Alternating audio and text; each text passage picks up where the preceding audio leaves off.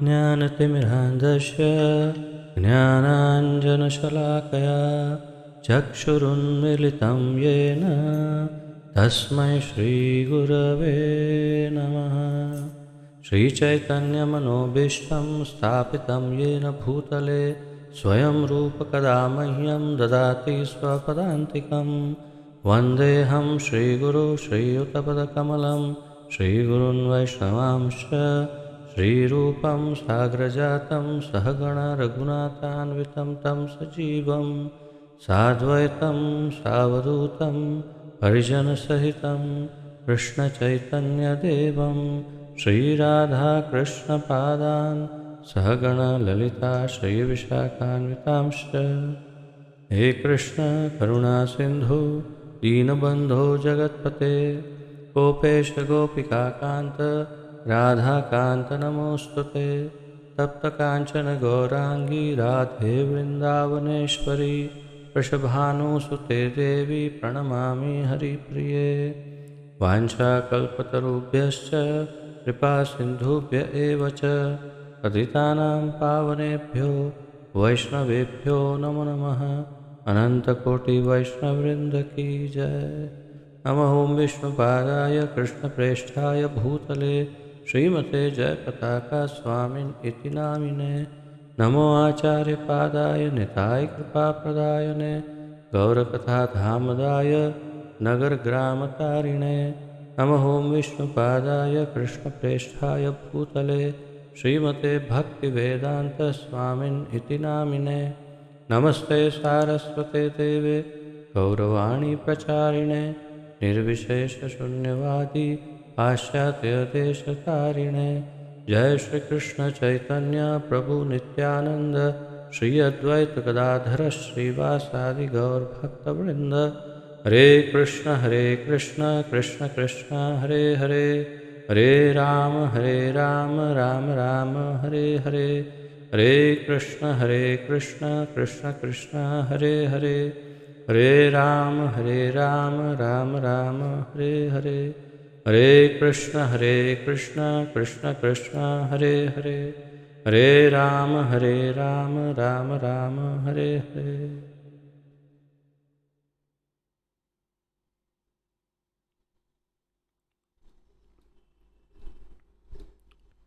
आप सबका बहुत बहुत स्वागत है इस अत्यंत महत्वपूर्ण ज्ञान यज्ञ में, इसका अब हम बहुत जल्द समापन करने वाले हैं। श्रीमद् भगवद गीता यथारूप का इस सम्मिलित अध्ययन शिविर का बस 1 या 2 वर्ग में क्लास में अब हम समापन करेंगे। बिल्कुल अंत तक आज पहुंच गए हैं। श्री भगवान का जो अंतिम श्लोक है इस श्रीमद् भगवद गीता का, उसका आज हम अध्ययन करेंगे तथा उसके पश्चात मेरे ख्याल से केवल एक आध क्लास में बाकी के अन्य श्लोकों का भी हम अध्ययन कर लेंगे। तो कल हमने 18वें अध्याय के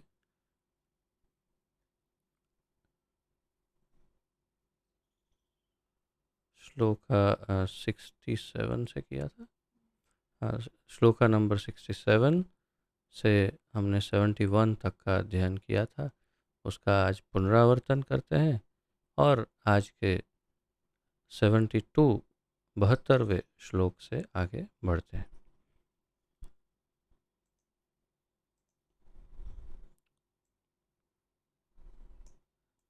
तो कल हमने देखा कि भगवान अर्जुन को कह रहे हैं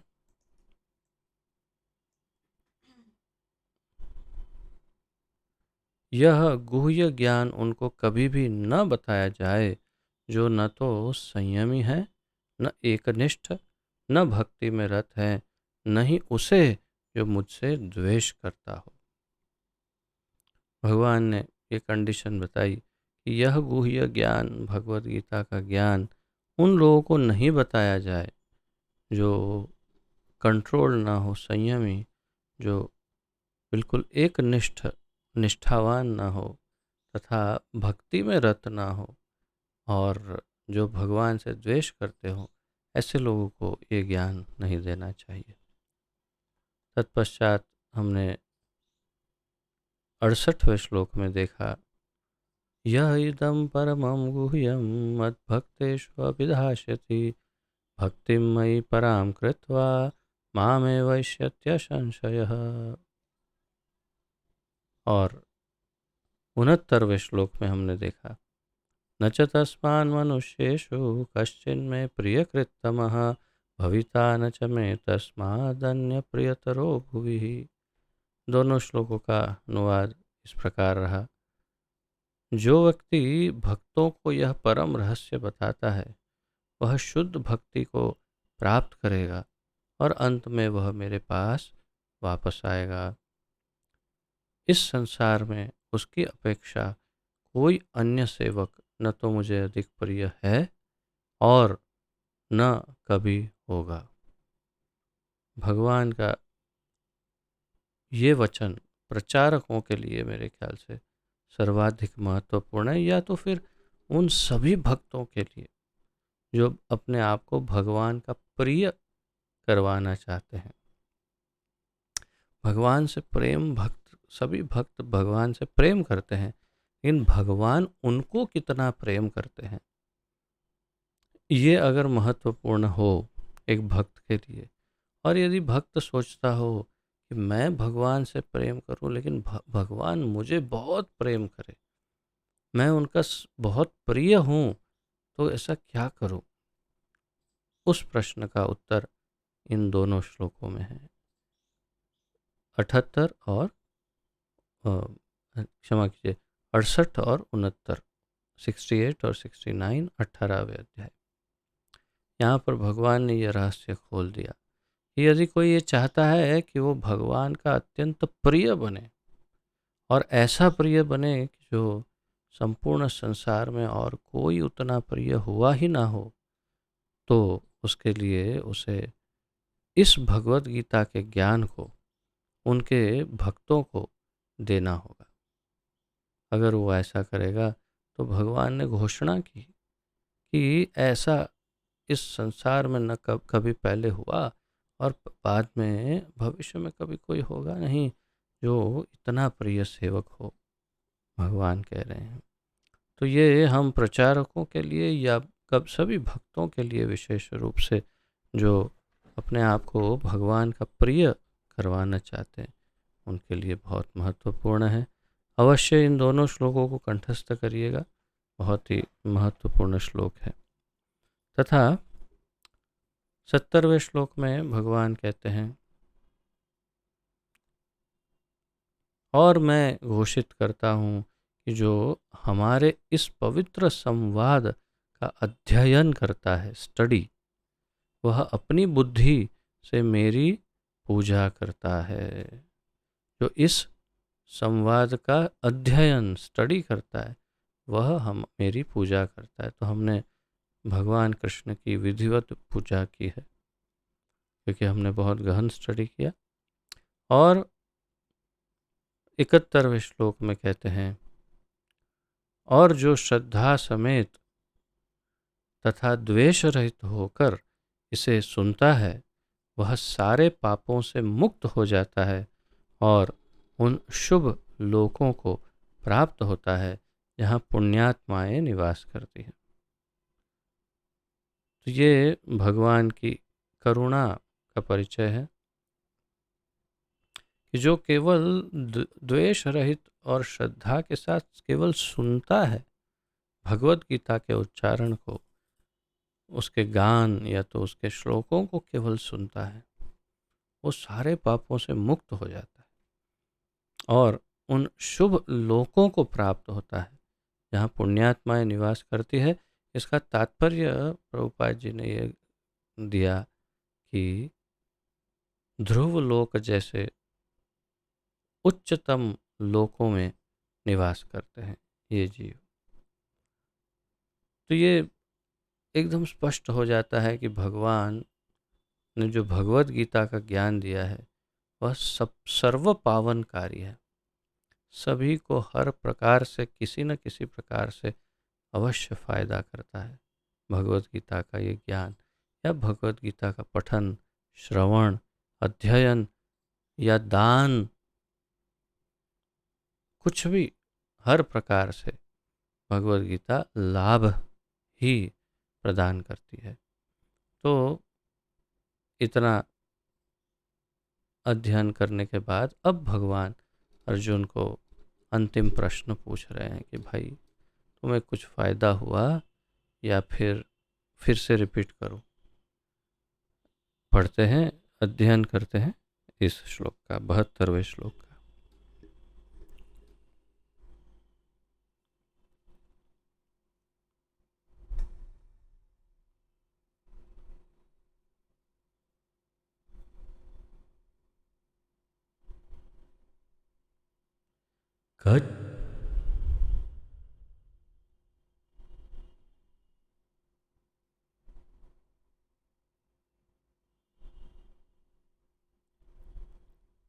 कच्चिदेतं श्रुतं पार्थ त्वयैकाग्रेण चेतसा, कच्चिदज्ञानसम्मोहः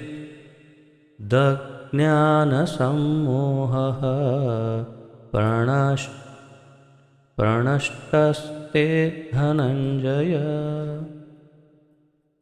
कच्चिदेतच्छ्रुतं पार्थ, कच्चिदेतत् श्रुतं पार्थ, पार्थ कच्चिदेतत् श्रुतं पार्थ त्वयैकाग्रेण चेतसा, कच्चिद् अज्ञानसम्मोहः प्रणष्टस्ते धनञ्जय। कच्चिदेतत् श्रुतं पार्थ त्वयैकाग्रेण चेतसा, कच्चिदज्ञानसम्मोहः प्रणष्टस्ते धनञ्जय।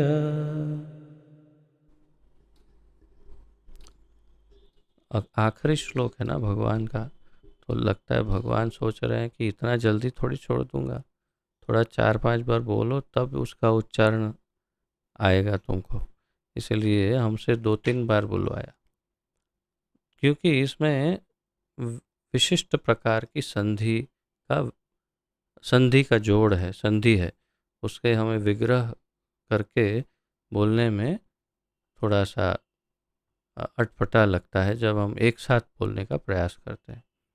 तो शब्दार्थ, अनुवाद तथा तात्पर्य श्रील प्रभुपाद जी द्वारा।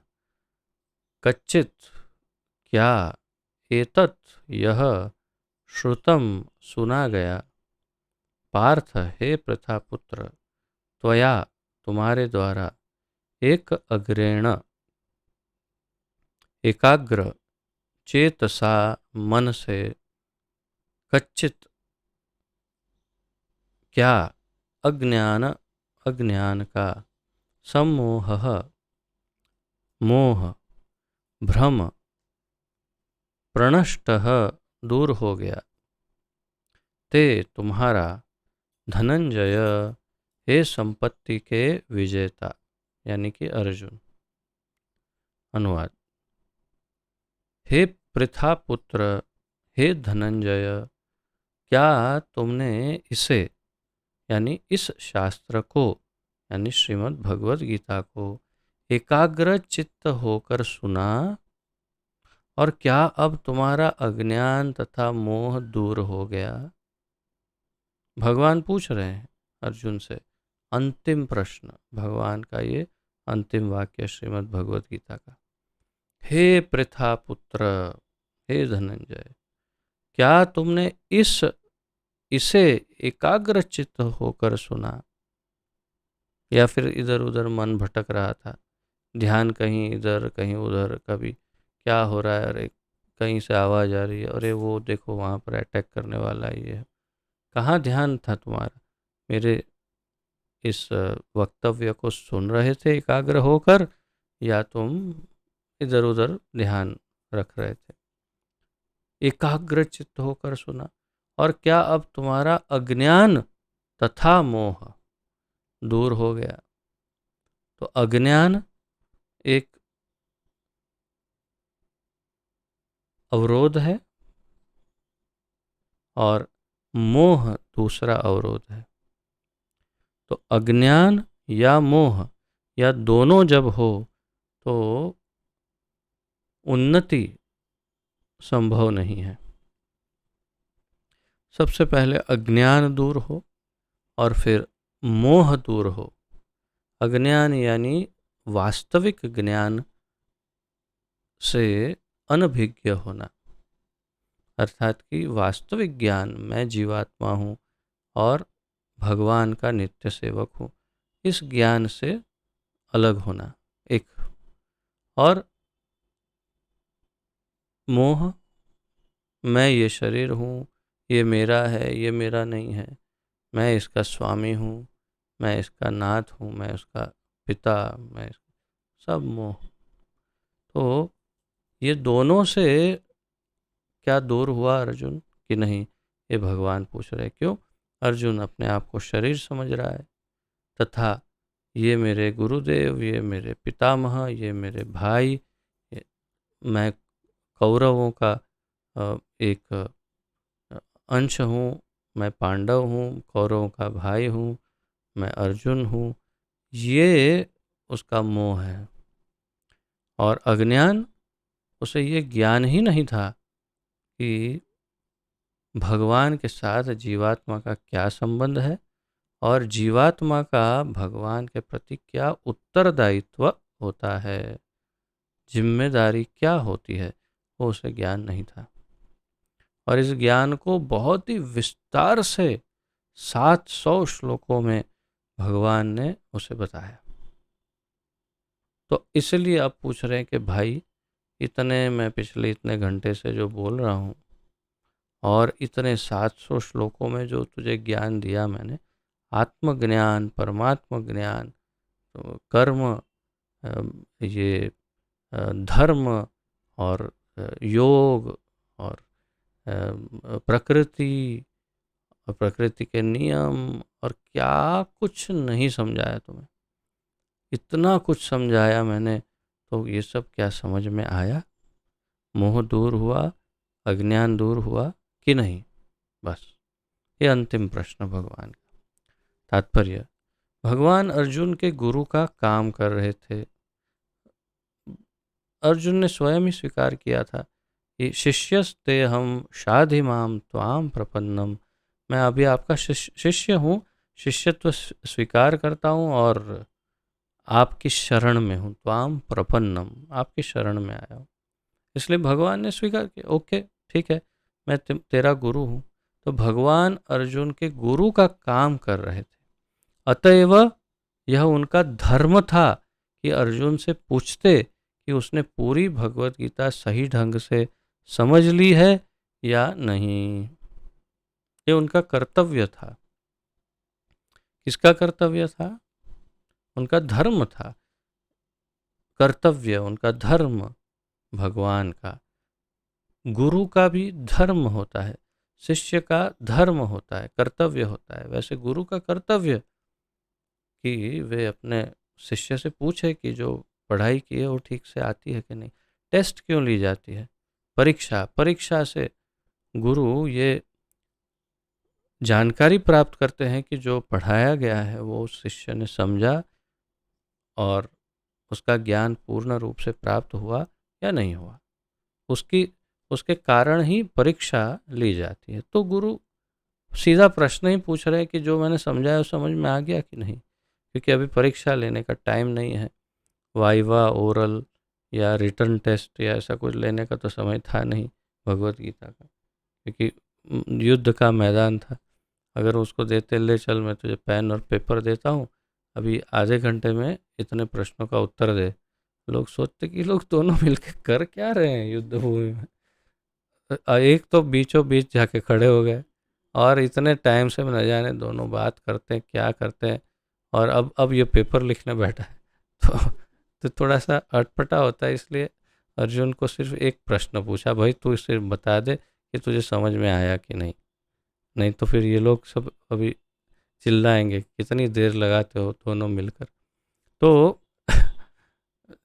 खैर ये सब हंसी मजाक एक तरफ, लेकिन भगवान अपना उत्तरदायित्व निभा रहे थे गुरु के रोल में। तो प्रभुपाद जी यहाँ ये स्पष्ट कर रहे हैं कि गुरु को कैसे रोल निभाना होता है, गुरु का क्या उत्तरदायित्व होता है। गुरु अपने शिष्यों से पूछताछ करते हैं। जैसे हमारा जो शनिवार का जो जेएसएस कार्यक्रम होता है, अ, जो हर शनिवार शाम को हम मिलते हैं, उसमें सबसे पहले शुरुआत हम आपके साधना रिपोर्ट से करते हैं कि आप लोग साधना ठीक से कर रहे हैं कि नहीं। और प्रयास करता हूँ मैं, डायरेक्ट तो मैं आप सबको संपर्क नहीं कर पाता, लेकिन इनडायरेक्टली मैं परोक्ष रूप से प्रयास करता हूँ कि आप सब सही ढंग से आध्यात्मिक जीवन में आगे बढ़ रहे हैं कि नहीं, आपका साधना रिपोर्ट क्या है। और फिर आपसे व्हाट्सएप में भी साधना रिपोर्ट पोस्ट करने को रिक्वेस्ट करता हूँ, निवेदन करता हूँ, ताकि मैं ये जानकारी प्राप्त कर सकूँ कि आप लोग प्रगति कर रहे हैं, उन्नति कर रहे हैं कि नहीं, या आप रुक गए या कोई अवरोध है। तो ये एक गुरु का कर्तव्य है और वही यहाँ निभा रहे हैं।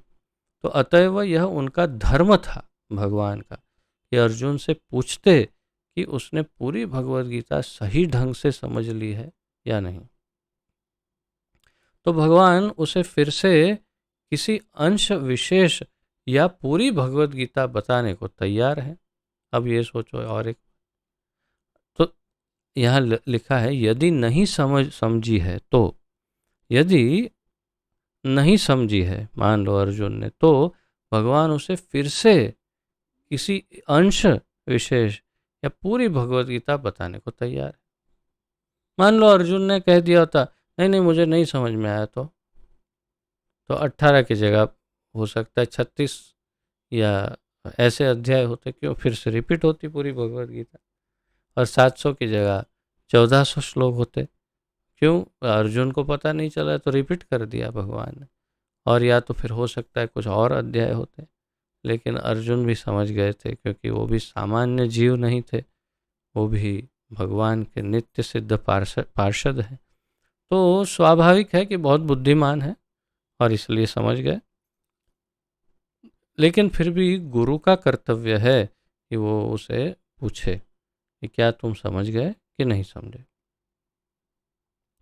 वस्तुतः जो भी व्यक्ति कृष्ण जैसे प्रामाणिक गुरु या उनके प्रतिनिधि से भगवत गीता को सुनता है, उसका सारा अज्ञान दूर हो जाता है।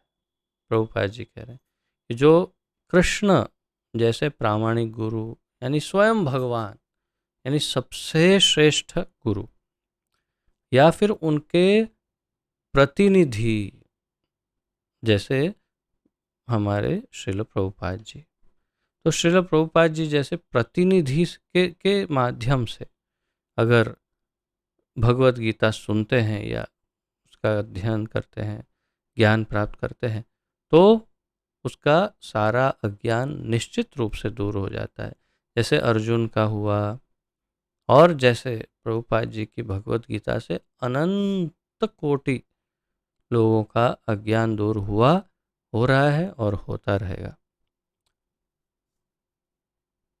भगवत गीता कोई सामान्य ग्रंथ नहीं है, प्रभुपाद जी कह रहे हैं। भगवत गीता कोई सामान्य ग्रंथ नहीं है जिसे किसी कवि या उपन्यासकार ने लिखा हो, इसे साक्षात भगवान ने कहा है। आगे अगले श्लोक में अर्जुन संजय बताएंगे कि साक्षात भगवान ने इसे कहा और इसलिए संजय का भी मोह दूर हो गया, संजय का भी उद्धार हो गया। वो तो केवल लाइव टेलीकास्ट देख देख करके लाइव कमेंट्री दे रहे थे धृतराष्ट्र को, टीवी देख रहे थे और कमेंट्री दे रहे थे धृतराष्ट्र को जो देख नहीं सकते, लेकिन फिर भी उनका भी मोह, उनका भी उद्धार हो गया। तो यहाँ पर तो भगवत गीता कोई सामान्य ग्रंथ नहीं, प्रभुपाद जी कह रहे हैं, जिसे किसी कवि ने या कोई उपन्यासकार, नॉवेल लिखने वाले ने, मैगज़ीन लिखने वाला ऐसा कोई हो, ऐसा किसी ने लिखा नहीं है। ये साक्षात भगवान ने कहा है, भगवद, भगवान ने कहा। जो भाग्यशाली व्यक्ति इन उपदेशों को कृष्ण से या उनके किसी प्रामाणिक आध्यात्मिक प्रतिनिधि से सुनता है, वह अवश्य ही मुक्त पुरुष बनकर अज्ञान के अंधकार को पार कर लेता है। तो यदि कोई अत्यंत भाग्यशाली है और इन उपदेशों को 700 श्लोकों के कृष्ण से, जैसे हमने अभी सुना, या उनके किसी प्रामाणिक आध्यात्मिक प्रतिनिधि से, जैसे प्रभुपाद जी, सुनता है, तो वह अवश्य ही मुक्त पुरुष बन जाता है और अज्ञान के अंधकार को पार कर लेता है। अब अर्जुन उत्तर दे रहे हैं। अर्जुन का भी केवल एक ही वाक्य अर्थात एक ही श्लोक है जिसमें अर्जुन स्पष्ट कर देते हैं कि बस सारे डाउट क्लियर, और अब आप जो बोलेंगे वो करूंगा।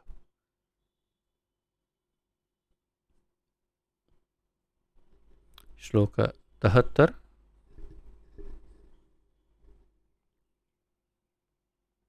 अर्जुन उवाच नष्टो मोहः स्मृतिर्लब्धा त्वत्प्रसादान् मयाच्युत स्थितोऽस्मि गतसन्देहः करिष्ये वचनं तव। नष्टो मोहः स्मृतिर्लब्धा त्वत्प्रसादान्मयाच्युत स्थितोऽस्मि गतसन्देहः करिष्ये वचनं तव। करिष्ये वचनं तव। अब मैं वही करूँगा जो आप कहेंगे। शब्दार्थ। अर्जुन उवाच, अर्जुन ने कहा, नष्टः दूर हुआ, मोहः मोह, स्मृति ही स्मरण शक्ति, लब्धा पुनः प्राप्त हुई। लब्धा अर्थात खो गई थी, वापस आ गई। क्या? स्मृति, स्मरण शक्ति। किसकी? अनेक जन्मों की। त्वत्प्रसादात, त्वत् प्रसादात, आपकी कृपा से, आपके प्रसाद से, आपकी कृपा के कारण, मया मेरे द्वारा, अच्युत हे अच्युत कृष्ण, स्थित स्थित, अस्मि हूँ, गत दूर हुआ हुए, संदेह सारे संशय, करिष्ये पूरा करूँगा, वचनम आदेश को, तव तुम्हारे। अनुवाद। अर्जुन ने कहा, हे कृष्ण, हे अच्युत, अब मेरा मोह दूर हो गया। आपके अनुग्रह से मुझे मेरी स्मरण शक्ति वापस मिल गई। अब मैं संशय रहित तथा दृढ़ हूँ और आपके आदेश अनुसार कर्म करने के लिए उद्यत हूँ या प्रस्तुत हूँ, या तो उत्सुक हूँ या व्याकुल हूँ। उद्धत शब्द जो है उसका अनुवाद। तो अर्जुन ने क्या कहा? हे कृष्ण, हे अच्युत, अब मेरा मोह दूर हो गया। यानी अब अर्जुन स्पष्ट समझ गए कि मैं कौन हूँ, भगवान कौन है, मेरा उनसे संबंध क्या है, ये सब कौन है, मेरा इनसे क्या संबंध है, इनका भगवान से क्या संबंध है। प्रभुपाद जी तात्पर्य में अच्छे से समझाएंगे कि क्या क्या उसका मोह दूर हुआ है। सब कुछ आपके अनुग्रह से मुझे मेरी स्मरण शक्ति वापस मिल गई। आपने जो कृपा की उससे मुझे पूर्व जन्मों की या तो मेरे जीवात्मा होने की जो स्मरण शक्ति है वो वापस मिल गई। वैसे तो ऐसा नहीं था कि उसको कोई एक्सीडेंट हुआ था और मेमोरी लॉस हो गया था और कौन हूँ मैं, कौन हूँ, और हाँ अभी याद आ गया सब, ऐसा नहीं था। उसको तो पता ही था कि वो अर्जुन है, लेकिन उसको ये नहीं पता था कि वो जीवात्मा है, ये नहीं पता था कि ये सामने परमात्मा है। उनका और मेरा शाश्वत संबंध है चिरकाल से, और अनंत काल तक हमारा संबंध रहेगा, और मैं नित्य इनका सेवक हूँ, ये नहीं पता था। तो वो पता था लेकिन स्मरण विस्मरण हो गया था, क्योंकि शरीर में था। तो वो सब स्मृति वापस आ गई, किससे? तत्प्रसादात, आपकी कृपा से। अब मैं संशय रहित तथा दृढ़ हूँ, और आपके आदेश अनुसार कर्म करने के लिए उद्धत हूँ, या तो प्रस्तुत हूँ, या तत्पर हूँ। तो करिष्ये वचनम तव, आप जो बोलोगे अब मैं वही करूँगा। तात्पर्य, जब जिसका प्रतिनिधित्व अर्जुन कर रहा है, क्षमा करिए, जीव जिसका प्रतिनिधित्व अर्जुन कर रहे हैं, यानी कि हम जीवात्माओं का सबका प्रतिनिधित्व कर रहे हैं अर्जुन। कृष्ण तो स्वयं भगवान है, स्वयं साक्षात भगवान है, और सारे जीव तो भगवान से एक साथ कैसे इस प्रकार चर्चा करेंगे। तो हम सभी जीवात्माओं की ओर से हमारे प्रतिनिधि, रिप्रेजेंटेटिव की तरह अर्जुन वहाँ पर उनसे प्रश्न पूछ रहे हैं, और ये पूरी भगवद गीता सुन रहे हैं। तो उसका स्वरूप यह है कि वह परमेश्वर के आदेश अनुसार कर्म करे। वह आत्मानुशासन यानी संयम के लिए बना है। जीवात्मा यानी हम अनुशासन, आत्म अनुशासन यानी संयम, control, self control, sense control के लिए बने हैं। श्री चैतन्य महाप्रभु का कहना है कि जीव का स्वरूप परमेश्वर के नित्य दास के रूप में है। जीवेर स्वरूप है कृष्णेर नित्य दास, महाप्रभु कहते हैं। तो हमारा जीव का स्वरूप या स्वभाव मूलतः कृष्ण के दास के रूप में है। इस नियम को भूल जाने के कारण जीव प्रकृति द्वारा बद्ध हो जाता है। कृष्ण भूलिया जीव भोग वांछा करे, पाशते माया तारे झापटिया धरे। तो जीव जैसे ही कृष्ण को भूल जाता है, पीछे से ऐसे सर्प जैसे मेंढक को पकड़ता है, ऐसे झापटिया धरे, ऐसे कृष्ण माया जीव को पकड़ लेती है। कब? कृष्ण भूलिया जीव, जैसे कृष्ण को भूल जाता है जीव, माया पकड़ लेती है। तो इस नियम को भूल जाने के कारण जीव प्रकृति द्वारा बद्ध हो जाता है, लेकिन परमेश्वर की सेवा करने से वह ईश्वर का मुक्त दास बनता है, फिर मुक्त हो सकता है भगवान की सेवा करके। जीव का स्वरूप सेवक के रूप में है। उसे माया या परमेश्वर में से किसी एक की सेवा करनी होती है। जीव का स्वभाव, हम सभी जीवात्माओं का स्वभाव मूल रूप से सेवक का है। सेवा तो हमें करनी ही है, करनी ही पड़ेगी, और करते ही हैं और करते ही रहेंगे, चाहे आप 1000 मना करो।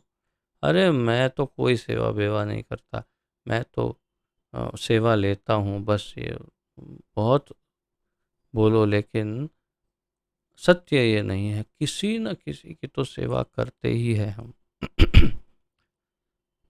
लेकिन हमारे पास 2 विकल्प है, या तो कृष्ण की सेवा और जीवन मुक्ति, या माया देवी की सेवा और बद्ध जीवन।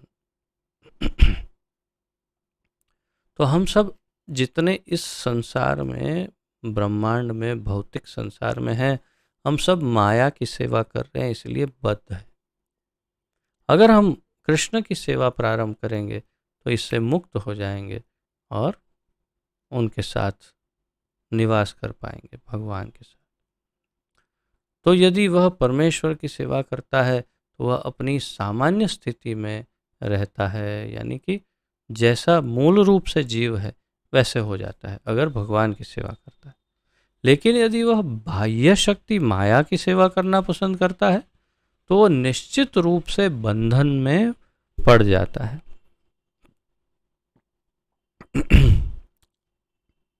इस भौतिक जगत में जीव मोहवश सेवा कर रहा है। इस भौतिक जगत में जीव मोहवश सेवा कर रहा है। वह काम तथा इच्छाओं से बंधा हुआ है, फिर भी वह अपने आप को जगत का स्वामी मानता है। इतना मूर्ख है जीव, इतना मूर्ख है। बीमार पड़ने से बिस्तर से उठ नहीं सकता खुद अपने आप। अगर बाथरूम जाना है तो नहीं जा सकता, ऐसी अवस्था में होता है। लेकिन फिर भी मैं इस जगत का स्वामी हूँ, इस संसार का नाथ हूँ, ऐसे विचारों में पड़ा रहता है। तो मोहवश सेवा कर रहा है वो इस भौतिक जगत में जीव।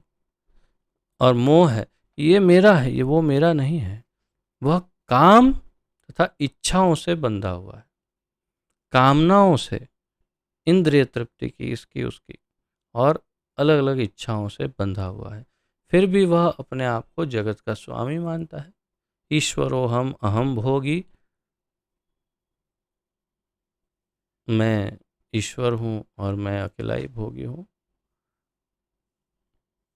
यही मोह कहलाता है। प्रभुपाद जी कहते, इसी को मोह कहते हैं कि ईश्वर अहम अहम भोगी, ये जो भाव है कि मैं ईश्वर हूँ और मैं ही भोगी हूँ, मैं ही सब चीज़ों का भोग करता हूँ, मैं ही भोगी हूँ और मैं ही ईश्वर हूँ, यही तो मोह है। मुक्त होने पर पुरुष का मोह दूर हो जाता है। और जैसे अर्जुन ने कहा, नष्टो मोह स्मृतिर्लब्ध्वा, नष्ट मोह स्मृतिर्लब्धा, मोह नष्ट हो गया, स्मृति आ गई।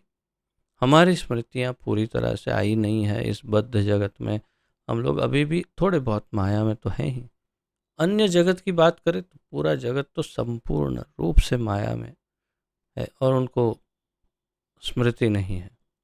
तो मुक्त होने पर पुरुष का मोह दूर हो जाता है और वह स्वेच्छा से भगवान की इच्छा अनुसार कर्म करने के लिए परमेश्वर की शरण ग्रहण करता है। जैसे ही मोह दूर हो जाता है, समझ में आता है, ओ भगवान, ओ मैं जीवात्मा हूँ, ओ भगवान, मैं आपकी शरण में हूँ और आपकी इच्छा अनुसार मैं कार्य करना चाहता हूँ। मैं आपको जो प्रसन्न करे वही कार्य करना चाहता हूँ, आपकी इच्छा से। अब बोलो जैसे वही करेंगे, मेरी कोई इच्छा नहीं है, आपकी इच्छा ही मेरी इच्छा है, ऐसा सोचने लगता है जीव। तो आप स्वयं सोचिए, अगर आप ऐसा सोचने लगे हो तो आप मुक्ति के बहुत करीब हैं। लेकिन यदि आपने अभी तक ऐसा सोचा नहीं है कभी, स्वाभाविक रूप से, ये मेरे कहने के बाद सोचना ऐसा नहीं, स्वाभाविक रूप से, और ठीक है मेरे कहने से भी अगर ऐसा सोचते हैं तो भी कोई बात नहीं, ये भी बहुत ही अच्छा है। यही भाव तो लाना है कि भगवान आपको जो प्रसन्न करे, आपकी जो इच्छा हो वही मुझे करना है, फिर चाहे मेरा जो भी हो जाए मुझे कोई परवाह नहीं। जैसे श्री चैतन्य महाप्रभु शिक्षाष्टकम में कहते हैं, आश्लिष्य वा पादरताम पिनष्टु माम अदर्शनान मर्महताम करो तो वा यथा तथा वा विदधा तुलम पटो मत प्राणनाथस्तु सह एव ना परह। आप चाहे कुछ भी करो मेरे साथ, मुझे पैरों के नीचे रोन दो, कुचल दो, मुझे दर्शन मत दो, मेरा तिरस्कार करो, कैसा भी करो मेरे साथ व्यवहार, लेकिन आप ही मेरे प्राणनाथ रहेंगे सदा सदा सर्वदा के लिए। आप ही मेरे स्वामी हैं, नाथ हैं। तो ये होता है प्रेम, और यही एक जीव का स्वभाव होना चाहिए, भगवान की इच्छा अनुसार कर्म करने। जीव को फांसने का माया का अंतिम पाश यह धारणा है कि वह ईश्वर है। इस वाक्य को आप अलग से लिख करके अपनी नोट में रख सकते हैं। क्योंकि कई बार ये चर्चा में आता है, प्रभुपाद जी ने कहा है कि माया का अंतिम पाश क्या है। तो ये प्रश्न हो सकता है, कई बार आपको चर्चा में आ सकता है भविष्य में, कि प्रभुपाद जी के अनुसार माया का अंतिम पाश क्या है। उसका उत्तर क्या है? माया का अंतिम पाश है कि जीव ये सोचने लगता है कि वह ईश्वर है। जीव सोचता है कि अब वह बद्ध जीव नहीं रहा, अब तो वह ईश्वर है। वह इतना मूर्ख होता है कि वह यह नहीं सोच पाता कि यदि वह ईश्वर होता तो इतना संशयग्रस्त क्यों रहता, इतना शंकाशील, इतना डरा हुआ, कभी ये सोचता कभी वो, ऐसा क्यों रहता अगर वो ईश्वर होता तो। वह इस पर विचार नहीं करता, इसलिए यही माया का अंतिम पाश होता है। यानी माया देवी पाश क्या है? जैसे ऐसे गोल घुमा करके गले में डालते हैं और पकड़ते हैं, उसे पाश कहते हैं। जैसे अ, पाश्चात्य जगत में, अमेरिका में काउ बॉयज हुआ करते थे, गाय गाय चराने वाले। तो गाय चराने वाला जो ग्वाला है वहाँ का, वो हाथ में पाश रखता है और ऐसे गोल घुमा करके गैया के गले में डालता है और उससे पकड़ता है, अगर कुछ कार्य से उसे किसी गैया को पकड़ना है तो ये तो मैंने एक उदाहरण दिया कि पाश। तो ये पाश माया के पास विभिन्न प्रकार के हैं। किसको पकड़ने के लिए? जीव को पकड़ के दबा देने के लिए। लेकिन हो सकता है जीव इसमें से निकल गया, उस पाश में से इसमें से निकल गया, तो फिर माया कहती है अब मैं अंतिम पाश फेंकूंगी और मैं जानती हूँ कि उसमें तो तुम अवश्य फंस जाओगे। और वो क्या है? तुम अपने आप को ईश्वर मानने लग जाओ। हाँ, वो लगता है उसे, हाँ मैं तो ईश्वर हूँ, सोहम अहम ब्रह्मास्मि अहम ब्रह्मास्मि, चिदानंद रूप शिवोहम शिवोहम, मैं तो, मैं ही भगवान हूँ, मैं ही वो हूँ। ओह, गया काम से। ये माया देवी का अंतिम फंदा, पाश है, जिससे उसने खींच लिया है जीव को अपनी तरफ। और वो सोचता है कि यही सत्य है, यही सत्य है, मैं ही ब्रह्म हूँ, मैं ही भगवान हूँ। वस्तुतः माया से मुक्त होना भगवान श्री कृष्ण को समझना है और उनके आदेश अनुसार कर्म करने के लिए सहमत होना है। माया से मुक्त कैसे हो सकता है? कृष्ण को समझकर और उनके आदेश अनुसार कर्म करके हम माया से मुक्त हो। मामेव ये प्रपद्यन्ते मायाम एताम तरन्ति ते, जो मेरी शरण में आता है वही माया को पार कर जाता है, तरन्ति ते, तैर जाता है। इस श्लोक में मोह शब्द अत्यंत महत्वपूर्ण है, प्रभुपाद जी कह रहे हैं। मोह ज्ञान का विरोधी होता है। अब देखिए, मोह का बड़ा विस्तार से अर्थ समझा रहे हैं प्रभुपाद जी।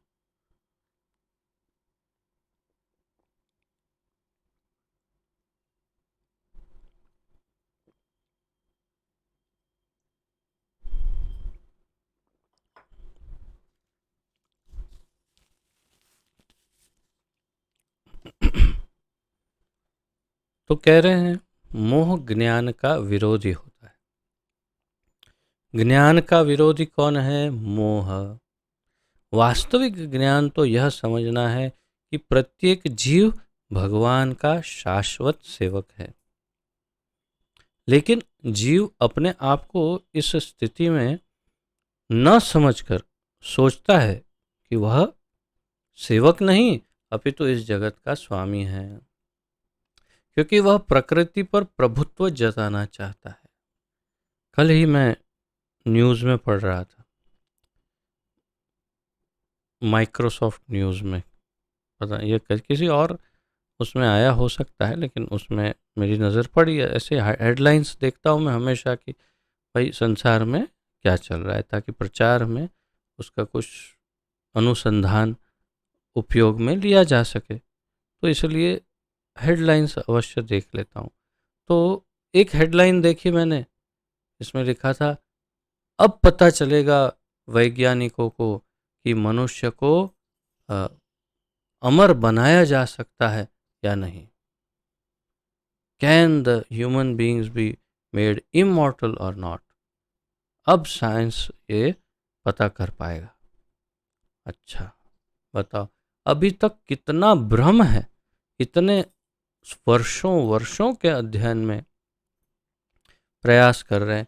रावण ने किया, कुंभकर्ण, शिशुपाल, दंतवक्र, हिरण्याक्ष, हिरण्यकशिपु, कंस, कई कई लोगों ने प्रयास किया अमर बनने का। इतने इतने वैज्ञानिकों ने अपना जीवन दे दिया, लेकिन अभी तक पीछे पड़े हैं कि क्या मनुष्य को अमर बनाया जा सकता है कि नहीं। अरे मूर्ख, ये सोचते भी नहीं कि अगर मनुष्य अमर बन गए तो ये धरती रहने के लिए छोटी पड़ जाएगी। कहाँ जाएंगे सब, कैसे रहेंगे, किधर जाएंगे रहने के लिए। चंद्रमा पर जमीन बेचना शुरू कर दिया कुछ 30-40 वर्ष पूर्व लोगों ने अमेरिका में। कई लोगों ने खरीदी भी है, आपको आश्चर्य हो सकता है, लेकिन ये सत्य है कि कई लोगों ने चंद्रमा पर जमीनें खरीदी हुई है। अब जैसे वहाँ पर उनके पिताजी बैठे हैं बेचने के लिए। हाँ, लेकिन हमारी सरकार भी इतनी मूर्ख है कि सरकार अर्थात ये पृथ्वी के लोग, जो वैज्ञानिक कहो, सरकार कहो, जो कि वो अपना स्वयं का अधिकार जता देते हैं उस पर और उसको बेच भी देते हैं और लोग खरीद भी लेते हैं, उसके पेपर भी बन जाते हैं, डॉक्यूमेंट। प्रभुपाद जी ने कई जगह पर कहा है लोगों ने चंद्रमा पर जमीनें खरीद ली। अब मंगल पर बात चल रही है, अगर आप में से किसी को इंटरेस्ट हो तो बात कर सकते हैं, मंगल पे खरीदो जमीन, अगर लाल ग्रह पसंद है तो ये चल रहा है। अब क्या कर सकते हैं, जो है वो यही है। तो जैसे यहाँ बता रही, यह मोह भगवत कृपा से या शुद्ध भक्त की कृपा से ही जीता जा सकता है। ये जो मोह है उसे केवल भगवान की कृपा से या शुद्ध भक्त की कृपा से इसे हम जीत सकते हैं, या इस मोह को हरा सकते हैं, या इस मोह को निकाल सकते हैं। किससे? या भगवान की कृपा से या भक्त की कृपा से। इस मोह के दूर होने पर मनुष्य कृष्ण भावनामृत में कर्म करने के लिए राजी हो जाता है। और जब मोह दूर हो जाता है तो अर्जुन की तरह कहता है, नष्टो मोह स्मृतिर्लब्धा करिष्ये वचनम तव। बस मोह दूर हो गया, मेमोरी वापस आ गई, अब आप जैसे बोलोगे वैसा करूँगा। कृष्ण के आदेश अनुसार कर्म करना कृष्ण भावनामृत है। कृष्ण भावनामृत क्या है? कृष्ण के आदेश अनुसार जीवन जीना, कर्म करना। वो बद्ध जीव माया द्वारा मोहित होने के कारण यह नहीं जान पाता कि परमेश्वर स्वामी है, जो ज्ञानमय है और सर्वसंपत्तिवान है। क्योंकि बद्ध जीव माया से मोहित है, इसलिए ये नहीं जान पाता कि परमेश्वर स्वामी है और वो ज्ञानमय है और सर्वसंपत्तिवान भी है। वे अपने भक्तों को जो कुछ चाहे दे सकते हैं, अपने भक्तों को जो कुछ चाहे दे सकते हैं। मनुष्य इतना मूर्ख होता है।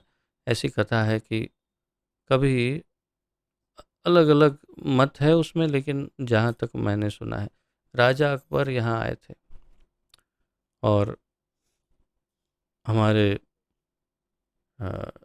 मेरे ख्याल से जीव गोस्वामी को ही मिले, या फिर कोई, कुछ लोग सनातन गोस्वामी बोलते हैं, और जो भी हो, हमारे एक किसी गोस्वामी को मिले और उनसे चर्चा की कि आपके कोई सेवा कुछ हो तो बताइएगा। तो जैसे एक कोई 2-4 मंदिर बनाने हो, कुछ या आपको संपत्ति धन वन कुछ चाहिए तो। उन्होंने कहा नहीं नहीं कुछ नहीं, कुछ चाहिए नहीं, नहीं कुछ हो तो बताइए कुछ। नहीं नहीं कुछ नहीं, अरे नहीं मतलब मैं आपसे निवेदन करता हूँ कुछ भी हो तो। बोले अच्छा कर पाओगे क्या? अरे अब इसका अहंकार घायल हो गया। अकबर, अकबर यानी पूरी उस समय के पूरे भारतवर्ष का एक वो एक छत्रपति राजा था, और का सारा देश एक प्रकार से उसके अधीन था। बहुत अच्छा राजा था, लेकिन वो पूरे भारतवर्ष का राजा, और उसको ये पूछा जा रहा है कि कर पाओगे क्या? अकबर ने कहा आप बताइए मैं प्रयास करता हूँ। उन्होंने कहा कि वो हमारे केशी घाट में, वृंदावन में जो केशी घाट है, उसमें जो सीढ़ियाँ हैं जो यमुना में जाती है, उसमें सीढ़ी का एक कोना टूटा हुआ है, वो थोड़ा रिपेयर कर दो। अकबर को तो बहुत ही बुरा लग गया कि अरे रे रे रे रे, ये तो क्या क्या दे दे करके क्या सेवा दी, लेकिन फिर विनम्रता है। और कहा हाँ ठीक है मैं कर देता। तो चला गया वहाँ पर और कहा कि चलो लाओ मैं खुद ही देखता हूँ ये क्या कोना रिपेयर करने के लिए कह रहे हैं। फिर मजदूर को लगा के एक 5 मिनट का काम है, हो जाएगा। वहाँ जाके उसने सीढ़ियों का दर्शन किया, वो कोना देखा टूटा हुआ, उसमें से एक छोटा सा टुकड़ा निकला था। देखा, देख के उठ के वापस आया, वापस आके गोस्वामी को कहा नहीं ये नहीं कर पाऊंगा। गोस्वामी जी ने कहा क्यों?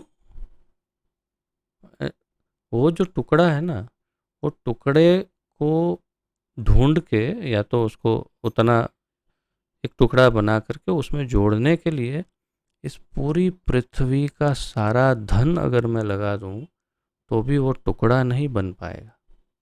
अकबर ने कहा क्यों?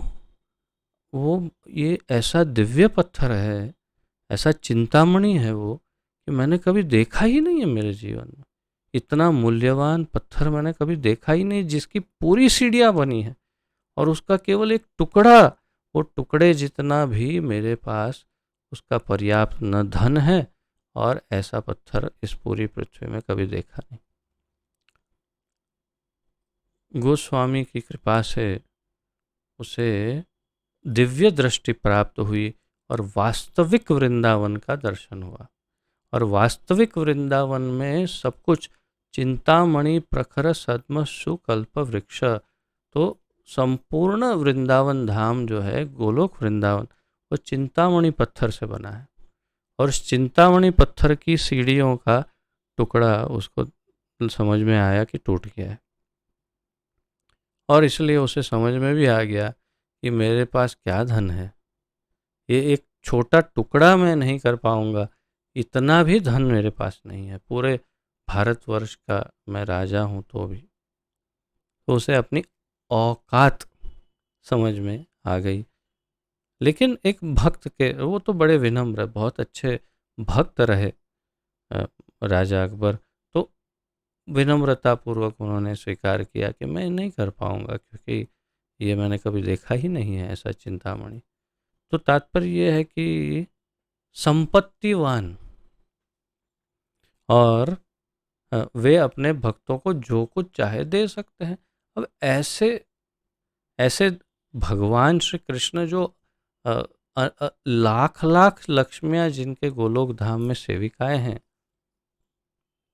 उनके लिए धन क्या है, और वो अपने भक्त को धन कितना नहीं दे सकते, क्या वो जब चाहे जो चाहे जितना चाहे दे सकते हैं। सुदामा जी को पूरी सुदामा पूरी बना के दे दी, इतना बड़ा महल खड़ा कर दिया, पूरे गांव का नाम ही सुदामापुरी हो गया। फिर भी सुदामा जी झोपड़ी में रहे, उसमें नहीं रहे। तो तात्पर्य यह है कि वो जब चाहे भगवान किसी को कुछ भी दे सकते हैं। यहाँ पर प्रभुपाद जी कह रहे हैं वे सबके मित्र हैं और भक्तों पर विशेष कृपालु रहते हैं। सभी जीवों के मित्र, सुहृदम सर्वभूताना, सभी जीवों के मित्र है, लेकिन ये भजन्ति तु माम भक्त्या मयि ते तेषु च अप्यहम। लेकिन जो मेरा भक्त है, मैं उसके हृदय में रहता हूँ, वो मेरे हृदय में रहता है। तो भक्तों के प्रति विशेष कृपालु हैं। वे प्रकृति तथा समस्त जीवों के अधीक्षक हैं। सभी जितने भी जो भी है उनके सबके डायरेक्टर हैं। वे अक्षय काल के नियंत्रक हैं और समस्त ऐश्वर्यों एवं शक्तियों से पूर्ण हैं। हमने देखा षड ऐश्वर्य पूर्ण है। वे सर्वाधिक धन, सर्वाधिक बल, सर्वाधिक बुद्धि या ज्ञान, सर्वाधिक वैराग्य, सर्वाधिक सौंदर्य और सर्वाधिक अ, और क्या रहा, हाँ, यश या तो कीर्ति। तो ये षड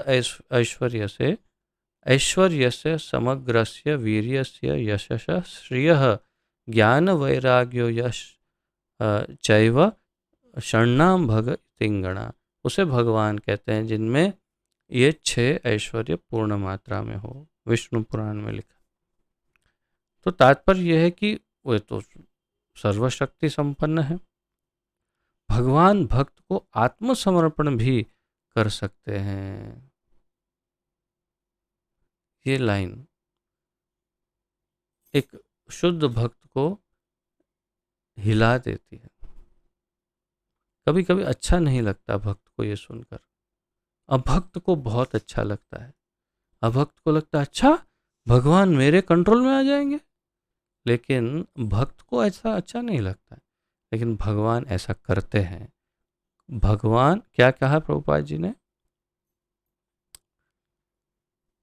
भगवान भक्त को आत्मसमर्पण भी कर सकते हैं। हम उनकी शरण में जाते हैं ना, भगवान हमारी शरण में आ सकते हैं, आत्मसमर्पण कर देते हैं। वे अहम भक्त पराधीनो, हम अहम भक्त पराधीनो, यानी मैं उस पर अधीन हूँ। भगवान कहते हैं मेरे भक्त पर। जो उन्हें नहीं जानता वह मोह के वश में है। वह भक्त नहीं बल्कि माया का सेवक बन जाता है। जो भगवान को नहीं जानता वो मोह माया के वश में माया का सेवक बन जाता है। लेकिन अर्जुन भगवान से भगवत गीता सुनकर समस्त मोह से मुक्त हो गया। वह यह समझ गया कि कृष्ण केवल उसके मित्र ही नहीं बल्कि भगवान है, और कृष्ण को वास्तव में समझ गया वो है अर्जुन। तो ये स्पष्ट हो गया उसे कि मित्र के रोल में है, लेकिन है ये परमेश्वर। अतएव भगवत गीता का पाठ करने का अर्थ है कृष्ण को वास्तविकता के साथ जानना। जब व्यक्ति को पूर्ण ज्ञान होता है तो वह स्वभावतः कृष्ण को आत्मसमर्पण करता है। ये महत्वपूर्ण लाइन है। भगवत गीता का पाठ करने का अर्थ है कृष्ण को वास्तविकता के साथ जानना। और जब पूर्ण ज्ञान किसी को हो जाए तो वह स्वाभाविक रूप से कृष्ण को अपने आप को आत्मसमर्पण कर देता है, क्योंकि समझ जाता है कि ये तो भगवान है। जब अर्जुन समझ गया कि यह तो जनसंख्या की अनावश्यक वृद्धि को कम करने के लिए कृष्ण की योजना थी, तो उसने कृष्ण की इच्छा अनुसार युद्ध करना स्वीकार कर लिया। प्रभुपाद जी कह रहे हैं भगवान की ये योजना थी, धरती पर पॉपुलेशन बढ़ गया है, जन समुदाय बढ़ गया है, बहुत ज़्यादा लोग बढ़ गए हैं। तो इसमें से जितने पापी हैं सबको एक साथ साफ कर देते हैं। तो ये क्लीनिंग प्रोसेस, क्लीनिंग अभियान था, सफाई अभियान भगवान का, वो अर्जुन समझ गया। उसने पुनः भगवान के आदेश अनुसार युद्ध करने के लिए अपना धनुष बाण ग्रहण कर लिया। अब संजय बोलना प्रारंभ करते हैं।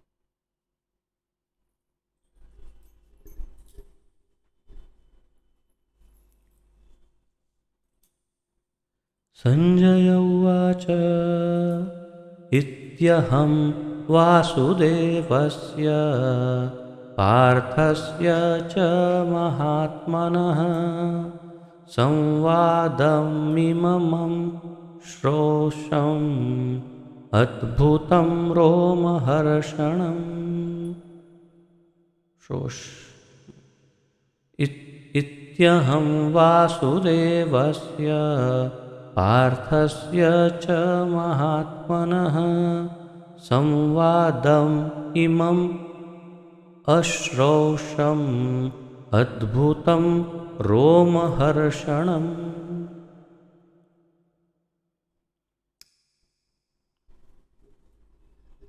संजय उवाच, संजय ने कहा, इति इस प्रकार, अहम मैं, वासुदेवस्य कृष्ण को, कृष्ण का, पार्थस्य तथा अर्जुन का, च भी, आत्मनः महात्माओं का, संवादम वार्ता या बातचीत, इमम यह, अश्रौषम सुनी है, श्रौषम अश्रौषम अश्रौषम यानी सुनी है या सुना है मैंने, अद्भुतम अद्भुत बहुत ही अद्भुत बातें सुनी, रोमहर्षणम रोंगटे खड़े करने वाली, यानी शरीर के बाल खड़े हो जाते हैं उसे रोंगटे खड़े होना बोलते, रोमहर्षणम यानी शरीर के बाल हर्ष के कारण, खुशी के कारण, रोम कूप यानी बाल, हर्षणम हर्ष के कारण खड़े हो जाते हैं। अनुवाद, संजय ने कहा, इस प्रकार मैंने कृष्ण तथा अर्जुन इन दोनों महापुरुषों की वार्ता सुनी और यह संदेश इतना अद्भुत है कि मेरे शरीर में रोमांच हो रहा है।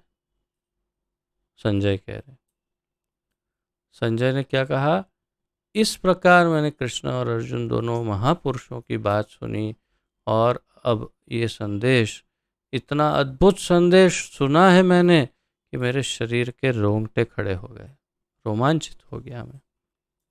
तात्पर्य, भगवद गीता के प्रारंभ में धृतराष्ट्र ने अपने मंत्री संजय से पूछा था, कुरुक्षेत्र के युद्ध स्थल में क्या हुआ? धर्म क्षेत्रे कुरुक्षेत्रे किम समवेतायुयुत्सवः मामकः पांडवाश्चैव किम अकुर्वत संजय। ये किसने पूछा था? धृतराष्ट्र ने। तो गुरु व्यासदेव की कृपा से संजय के हृदय में सारी घटना स्फुरित हुई थी। ये घटना आपको शायद ऐसे तो अवगत सीरियल वीरियल में तो देखा ही होगा, महाभारत में, कि संजय को व्यासदेव ने टीवी आईज प्रदान की थी, यानी कि ऐसी आंखें जिससे वो लाइव टेलीकास्ट देख सकता है। लेकिन यहाँ पर एक चीज़ बहुत विशेष है जो सोचने लायक है। गुरु व्यासदेव की कृपा से संजय के हृदय में सारी घटना स्फुरित हुई थी। हम क्या जानते हैं? हमें ये बताया गया है इन टीवी सीरियल वालों द्वारा कि व्यासदेव ने ऐसी आंखें या ऐसी दृष्टि दी संजय को जिससे वो दूर कहीं कुछ हो रहा है उसे देख सकता है और वो बताएगा। अब आपको कुछ विशेष सोचना है, वो मैं आपको आगे बताऊंगा। इस प्रकार उसने युद्ध स्थल की विषय वस्तु कह सुनाई थी। तो उसने युद्ध स्थल में क्या हो रहा है पूरा लाइव टेलीकास्ट बता रहा था, वो बोल रहा था। यह वार्ता आश्चर्यप्रद थी क्योंकि इसके पूर्व दो महापुरुषों के बीच ऐसी महत्वपूर्ण वार्ता कभी नहीं हुई थी और न भविष्य में पुनः होगी, क्योंकि ऐसा संवाद किसी के पहला कभी किसी के बीच में पहले हुआ नहीं और भविष्य में होगा नहीं। यह वार्ता इसलिए आश्चर्यप्रद थी क्योंकि भगवान भी अपने तथा अपनी शक्तियों के विषय में जीवात्मा अर्जुन से वर्णन कर रहे थे जो परम भगवत भक्त था, यदि हम कृष्ण को समझने के लिए अर्जुन का अनुसरण करें तो हमारा जीवन सुखी तथा सफल हो जाएगा, प्रभुपाद जी कह रहे हैं। संजय ने इसका अनुभव किया और जैसे जैसे उसकी समझ में आता गया, उसने यह वार्ता धृतराष्ट्र से कह सुनाई। अब यह निष्कर्ष निकला कि जहाँ जहाँ कृष्ण तथा अर्जुन है, वहीं वहीं विजय होती है। वो आगे स्वयं संजय कहेंगे।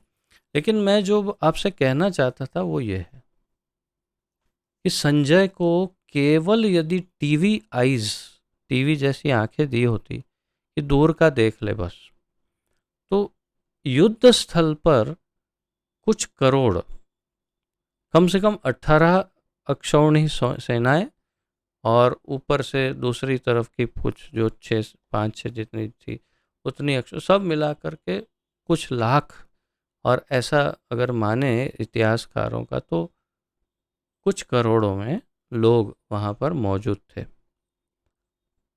वो सब भी कृष्ण और अर्जुन को स्पष्ट देख रहे थे। क्यों? क्योंकि दोनों सेना के बीचों बीच जाके खड़े हुए थे, ये दोनों सब देख रहे थे। संजय भी वही लाइव टेलीकास्ट देख रहा था टीवी पर। तो एक अंतर कहां से आया जो जिसकी चर्चा इसमें नहीं हुई है, वो मैं आपसे चर्चा कर रहा हूं कि एक अंतर था। उन इतने करोड़ों में से किसी ने भी भगवान का विश्व रूप नहीं देखा, भगवान ने चतुर्भुज दिखाया वो नहीं देखा। लेकिन संजय ने देखा। संजय ने चतुर्भुज रूप भी देखा भगवान का, और वो विश्व रूप भी देखा जिसका वर्णन पहले थोड़ा अर्जुन ने किया, बाकी का वर्णन संजय ने किया था, अगर आपको स्मरण हो तो ये कैसे संभव हुआ? इसका क्या अर्थ है? इसका अर्थ यह है कि वास्तव में व्यासदेव उनके गुरु थे और गुरु ने उन्हें दिव्य दृष्टि दी थी। जैसी दिव्य दृष्टि कृष्ण ने अर्जुन को दी, वैसी ही दिव्य दृष्टि व्यासदेव ने संजय को दी थी, जिसके कारण वो सब देख सका जो अर्जुन भी देख सकता था। इसलिए संजय विशेष है कि उसे गुरु की कृपा से भगवान का दर्शन भी हुआ था पूर्ण रूप से। अब यहाँ पर इसी बात की चर्चा और आगे बढ़ाएंगे। इस एक और श्लोक ले लेते हैं 75वां, और फिर अंतिम 3 श्लोक हम कर लेंगे।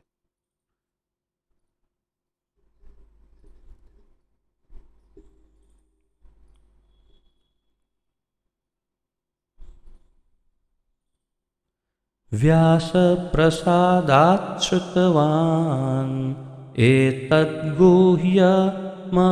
परम् योगं योगेश्वरात् कृष्णात् साक्षात् कथयतः स्वयं। व्यास प्रसादात् श्रुतवान् एतद्गुह्यमहं परम् योगं योगेश्वरात् कृष्णात् साक्षात् कथयतः स्वयं। व्यास प्रसादात्, व्यासदेव की कृपा से, संजय बोल रहे हैं, श्रुतवान सुना है, एतात इस, गोह्यम गोपनीय, अहम मैंने, परम परम, योगम योग को, योग ईश्वरात यानी योगेश्वरात यानी योग के स्वामी कृष्ण से, कृष्णात कृष्ण से, साक्षात साक्षात, कथयतः कहते हुए, स्वयं स्वयं। अनुवाद: व्यास देव की कृपा से मैंने ये परम गुह्य बातें साक्षात योगेश्वर कृष्ण के मुख से अर्जुन के प्रति कही जाती हुई सुनी है। संजय को इस बात का पूर्ण आभास है कि केवल उनके गुरु की कृपा के कारण ही वे ये सब देख पाए और धृतराष्ट्र को बता पाए। अर्थात ये केवल लाइव टेलीकास्ट नहीं था, उन्हें दिव्य दृष्टि भी दी हुई थी और वो ज्ञान भी। तो व्यास की कृपा से मैंने ये परम गुह्य बातें साक्षात योगेश्वर कृष्ण के मुख से अर्जुन के प्रति कही जाती सुनी। तात्पर्य, व्यास संजय के गुरु थे और संजय स्वीकार करते हैं कि व्यास की कृपा से ही वे भगवान को समझ सके। इसका अर्थ यह हुआ कि गुरु के माध्यम से ही कृष्ण को समझना चाहिए, प्रत्यक्ष रूप से नहीं। गुरु स्वच्छ माध्यम है, स्वच्छ साफ सुथरा एकदम क्लीन माध्यम है। यद्यपि अनुभव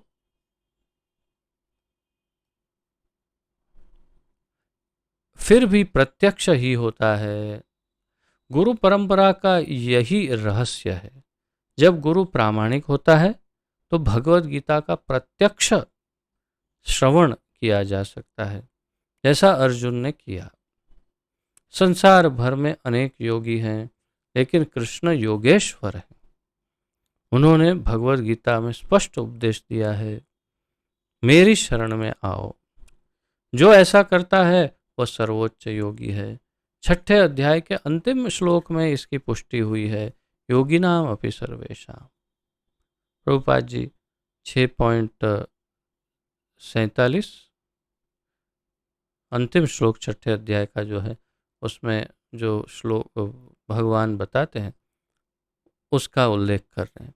योगिनामपि सर्वेषां मद्गतेन अंतरात्मनः श्रद्धावान भजते यो माम समे युक्तः तमोमतः। सभी प्रकार के योगियों में सर्वश्रेष्ठ वही है जो अंतर आत्मा में मेरा भक्त होता है। नारद कृष्ण के शिष्य हैं और व्यास के गुरु, अतएव व्यास अर्जुन के ही समान प्रामाणिक हैं, क्योंकि वे गुरु परंपरा में आते हैं। और संजय व्यास देव के शिष्य हैं, अतएव व्यास की कृपा से संजय की इंद्रियां विमल हो सकी और वे कृष्ण का साक्षात दर्शन कर सके तथा उनकी वार्ता सुन सके। जो व्यक्ति कृष्ण का प्रत्यक्ष श्रवण करता है वह इस गुह्य ज्ञान को समझ सकता है। यदि वह गुरु परंपरा में नहीं होता तो वह कृष्ण की वार्ता नहीं सुन सकता। अतएव उसका ज्ञान सदैव अधूरा रहता है, विशेषतया जहाँ तक भगवत गीता समझने का प्रश्न है। अर्थात बिल्कुल स्पष्ट वही बात जो हमने इससे पूर्व कर ली कि व्यासदेव की कृपा यानी गुरु की कृपा से संजय भगवान को समझ भी पाए, उनका दर्शन भी कर पाए और वो सब वर्णन भी कर पाए। ये उनके गुरु की कृपा थी। भगवत गीता में योग की समस्त पद्धतियों का, कर्मयोग, ज्ञान योग तथा भक्ति योग का वर्णन हुआ है। श्री कृष्ण इन समस्त योगों के स्वामी हैं। लेकिन यह समझ लेना चाहिए कि जिस तरह अर्जुन कृष्ण को प्रत्यक्षतः समझ सकने के लिए भाग्यशाली था, उसी प्रकार व्यासदेव की कृपा से संजय भी कृष्ण को साक्षात सुनने में समर्थ हो सका।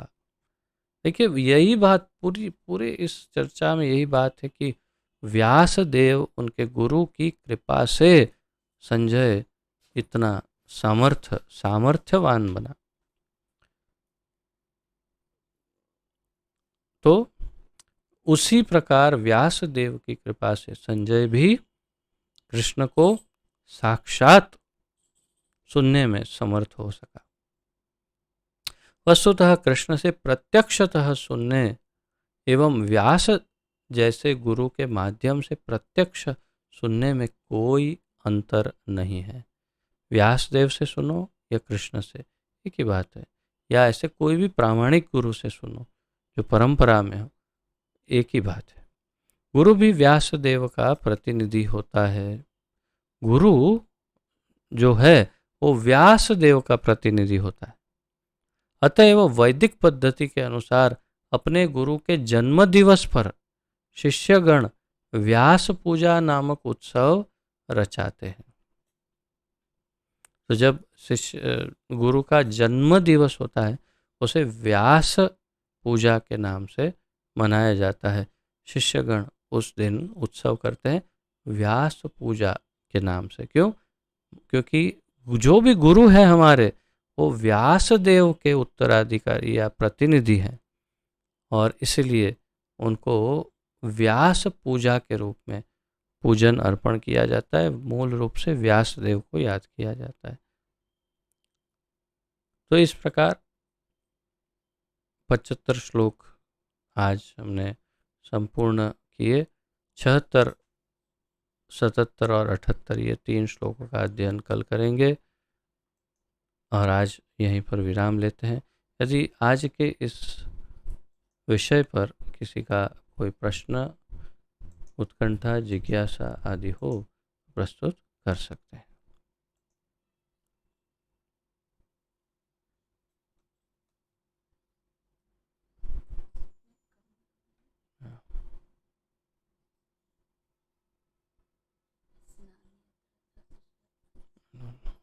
They didn't inform me.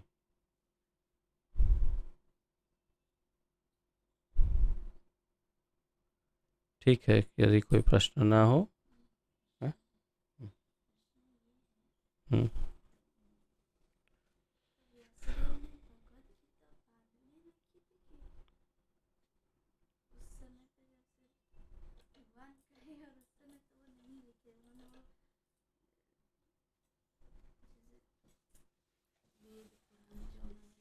I have no knowledge about it. I don't know. You have to find out from someone else.